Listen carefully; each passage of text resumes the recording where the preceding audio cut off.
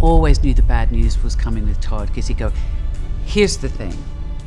And he said, we're going to lose the orchestra in Dresden, and we have to do all of the conducting first. I do think there's a distinct lack of shame in society at the moment. I think shame is very different to guilt. Guilt is very useless. Blake Lively and Ryan Reynolds' habit of bullying their colleagues in Hollywood didn't start and won't end with the Justin Baldoni case. And Cate Blanchett just spilled all the tea about this in a new scalding interview. For a person like the Cate Blanchett to have a story about Blake and Ryan, then you just know it's much worse than we could have ever imagined. Blake didn't just try to hijack Cate's legacy. Allegedly, she straight up stole it and spat in Cate's face when she was confronted about it. But in typical Cate Blanchett fashion, she didn't raise her voice or throw a tantrum. She just quietly plotted her subtle but devastating revenge. And it looks like Cate might be the one to finally put an end to Blake and Ryan's bad behavior. So let's get into it. You know, it's sometimes good to be really simple. I mean, Matisse says this fantastic thing. It's just, you know, don't try and be original. Just be simple. Anybody who knows Cate Blanchett knows that she and Chanel go like peanut butter and jam. For over a decade, Cate has been the face of the brand, and the partnership has worked so well for everyone involved because Cate isn't just your average celebrity actress. She's a combination of class, prestige, and good old-fashioned heritage, and the Chanel brand embodies all these attributes. Over the years, Cate has walked in private fittings and attended couture shows. In 2021, she signed a multi-season contract to be the face of Chanel's Women in Cinema campaign. As part of the campaign, Chanel commissioned a legacy short film written by Cate's husband, Andrew Upton. It was a subtle black and white film featuring just two women acting without words, pure cinema in the form of facial expressions and body language. The contracts had been signed, the film had been cleared, and everything was good to go. But when the big day came, guess who showed up? None other than Blake Lively. All right, Blake Lively is out and about in the UK promoting her One Simple Favor, right? Is that the name? Yep, she's out. She's wearing this Chanel head to toe V. Here's the look in the runway. Now, this left many fans confused. What is Blake doing here? What happened to Cate? Did the deal fall through? It would turn out that Cate and Chanel didn't have any sort of disagreement or anything like that. No, Blake showing up like that was a result of pure, calculated sabotage. Apparently, someone from Chanel had reached out to Cate's team saying the campaign direction had changed, which in industry speak means you're no longer needed. Cate was completely blindsided by this news because it's not like there had been any prior arguments or issues. But everything started making sense when Blake popped out as the new face of the campaign. To make matters worse, they didn't even scrap the original concept for Cate's campaign. They just slapped on a few glitters, added some motivational quotes and red lipstick, and that was it. Look at these. They match my outfit. Look at those nails. Wow.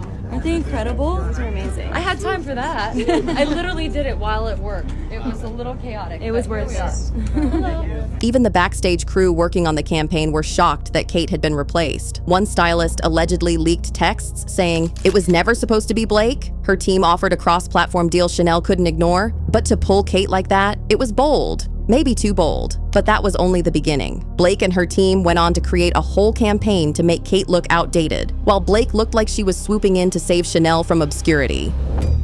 In March 2023, Chanel hosted a private dinner in Paris for a carefully curated guest list of legacy actresses, directors, creative leads, and brand partners. Cate had RSVP'd the event months ahead and was supposed to preview her husband's short film during this dinner. However, 2 weeks before the event, Blake Lively was announced as the evening's brand honoree. Cate's little film was quietly replaced by Blake's theme, cross-platform storytelling through beauty, film, and wellness. To many people's surprise, Cate didn't cancel. She showed up at the dinner with her head held high, and the night was going well until Blake jumped in and ruined it for her. According to one insider, Blake was sitting at another table with a senior Chanel creative during the dinner, and Blake was overheard saying, "I just feel like I could bring something fresh to it. Like, that script was beautiful but a little outdated, right?"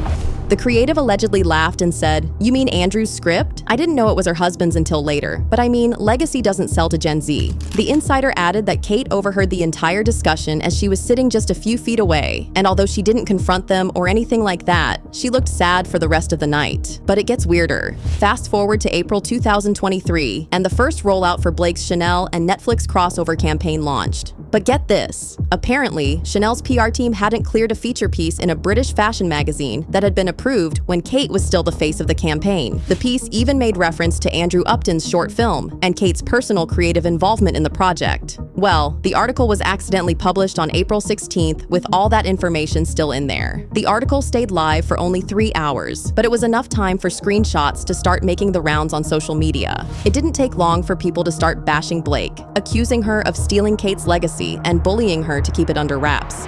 Cate didn't directly address this messy situation at any point, but she later fired shots at Blake during an acceptance speech for a low-profile humanitarian award in Berlin. An insider who was at the venue at the time recorded Cate's speech, and although the clip has now been taken down, Cate dropped this iconic quote: "There's a difference between honoring a story and owning it like it was always yours. One builds legacy, the other builds ego." The backlash for Blake kept getting worse, and her team didn't make it any better. By now, we all know how defensive Blake's PR team gets when she's facing the heat, and boy, was she facing the heat. Her team probably underestimated just how loyal Cate Blanchett's fans were to her. By this point, Blake's campaign had started to fall apart.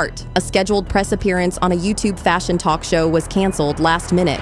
The official explanation was that there were scheduling conflicts, but insiders suggested otherwise. One of the crew members leaked behind-the-scenes footage of the host rehearsing the intro, and it sounded like they were going to ask Blake about the whole drama with Cate Blanchett and what really happened to Cate's version of the campaign. That would have made a terrible situation even more disastrous, so they dodged a cannonball by canceling that interview. But see, outside of the interview, things were already in motion, painting Blake as the villain in all this. And it didn't take long for her carefully built house of cards to start toppling down. Meanwhile, Cate didn't just sulk into a corner waiting for the new famous actress who stole her spot to meet her inevitable fall. She didn't plan any elaborate revenge plots or anything like that. Cate simply moved on to the next thing on her schedule like she was completely unaffected by Blake's antics.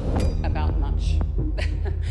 And the more I do in a way, I think the less I know. And I've had a very eclectic and strange career that has taken me many places.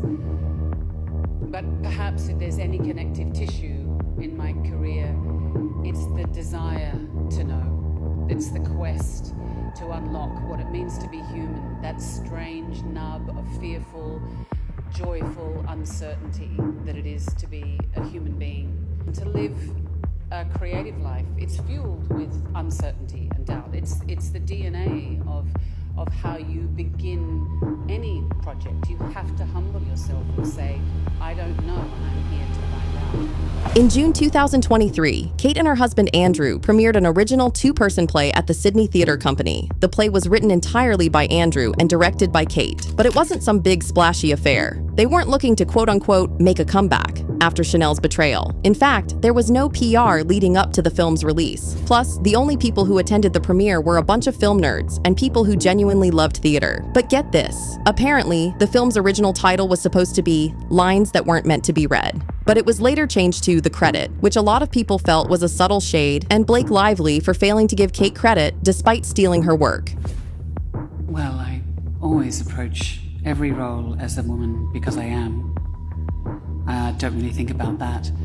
I do think there's a distinct lack of shame in society at the moment. I think shame is very different to guilt. Guilt is a very useless emotion. I don't know what you do with that. But shame and regret and the lessons one can learn from that I think are very powerful. Cate handled the Blake and Chanel situation with the type of grace that many other actresses either don't have or can't afford. It's crazy because a lot of people felt like Blake had crossed the line by trying to bully and silence Cate. But what most people didn't realize at the time was that Cate wasn't the first or the only actor Blake had treated this way. In fact, Blake has a long history of allegedly bullying her co-stars and other crew members and trying to steal the spotlight from them when it was their turn to shine. She would also allegedly make her co-stars uncomfortable with her really bad jokes, and when they didn't find it funny, she would accuse them of being mean or uptight. A recent interview clip has been floating around on the internet where Blake did exactly this with Leighton Meester. Leighton and Blake played best friends in Gossip Girl, but their on-screen chemistry was the complete opposite of their real-life relationship. In the interview that's been making the rounds, Blake made a joke about Leighton being born in prison and even compared her other co-stars to monkeys in a cage. There was an article recently saying that Leighton and I were frenemies. And it's frenemies. Is that the new term? Frenemies? Yeah, we're friends, but we're also enemies. And it's really strange because they always want to pit women against each other. You don't hear about like Penn and Chase hating each other and being jealous and competitive. 2 seconds later. I think I'm just brunette because of the books. And everyone knows blondes are nicer anyway. A moment by me. Remember Savannah. It was another promise was no pet monkey. Yeah. Chuck has a matching pet monkey with coordinating outfits, and I was like, I would love to be part of the show, but I can't act with a monkey. And then I got a few of them. I'm just kidding. Come on, it was a joke. Lord have mercy.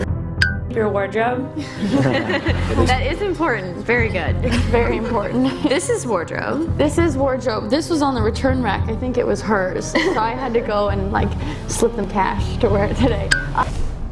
It was a terrible, almost mean joke, and you could tell by their body language that the co-stars did not like her comments at all. But as usual, they just chalked it up to Blake being good old Blake and moved past it. But it would turn out that Blake had allegedly been picking on Leighton throughout the period they worked on Gossip Girl. In 2017, the show's executive producer, Joshua Safran, spilled the tea about how Blake and Leighton didn't get along on set. Joshua tried to play it off as both women having different personalities, but after that interview clip went viral, fans just couldn't believe the Blake is just a funny and quirky little girl anymore. Another co-star, Armie Hammer, once revealed that Blake acted like a diva on set. Everything had to be done exactly as she wanted, and she would throw a tantrum over every little inconvenience. During an interview with Andy Cohen, Armie finally opened up about how horrible working with Blake was, and the real reason why he left Gossip Girl. Armie tried to keep it cool, but you could tell that his experience working with Blake Lively left him traumatized for life.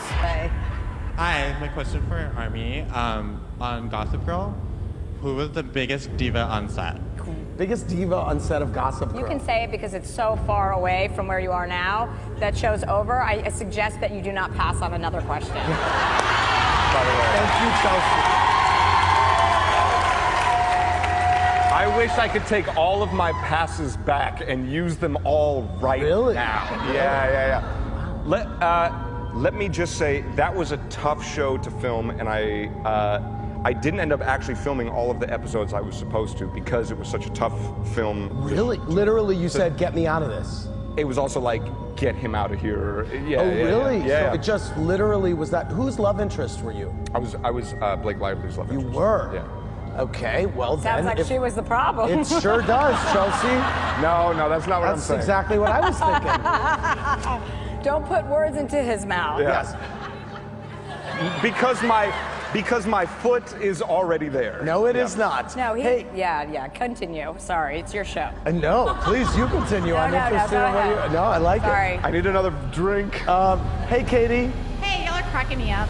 Oh, and don't get me started on the rumors that have been floating around that when Blake doesn't like a particular actor, she makes sure everyone else has a problem with that person as well. Ever wonder why Penn Badgley had such a hard time fitting into the Gossip Girl set? Allegedly, Blake had told the directors and other cast members from day one that Penn was a difficult guy to work with and that they shouldn't be cool with him. It would take weeks for Penn to finally break the ice, but when other cast members warmed up to him, they realized he was nothing like Blake had described him as.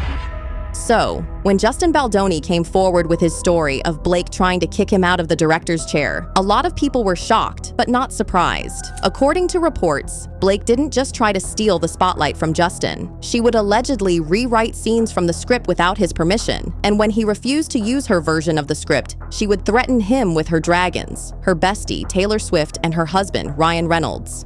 We do have It Starts With Us, so I'm hoping to see you back in the double duty role. I think there are better people for that one. Justin. I think Blake Lively's ready to direct. That's what I think. Ooh. So, Yeah. Justin said he doesn't know if he'd be game to direct the next one, but perhaps Blake would. Is that something that you would entertain? Oh, absolutely. I think that whoever decides to take charge of the next one would do it justice. But, you know, it's a lot of people to get the same schedules together again, so we'll see. Oh, absolutely. She's so capable of that. She is a powerhouse. She could do literally anything.